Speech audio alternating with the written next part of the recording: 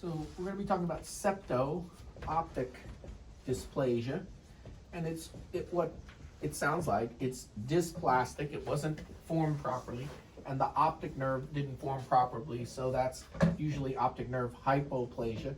The nerve is smaller, and the septo refers to the septum pellucidum, which is the dividing septum between the two lateral ventricles. And so in septo-optic dysplasia, you're missing the septum pellucidum.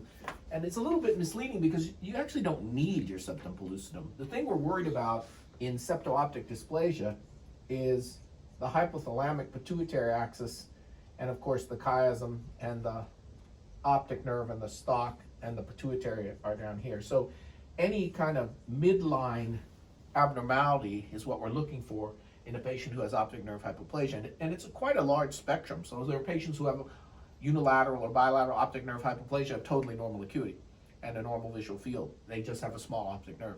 And then there are people on the way bad end of the spectrum who are completely blind, and everything in between. The reason it's important to know about optic nerve hypoplasia and its relationship with septo-optic dysplasia, also sometimes referred to as the de Maussier syndrome, is that the hypothalamic pituitary axis is where the actual problems are for the patient systemically.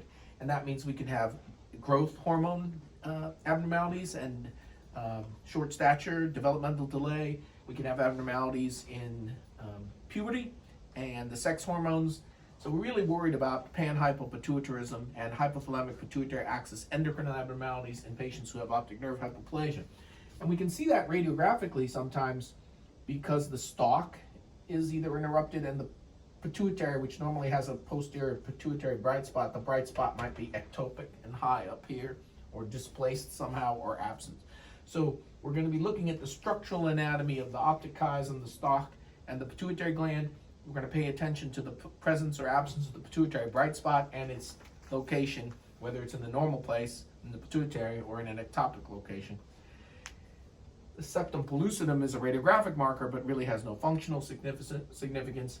But for an ophthalmologist, what this means is every patient who has optic nerve hypoplasia probably should have an MRI scan and an endocrine evaluation looking for the septo-optic dysplasia syndrome, the de Maussier syndrome.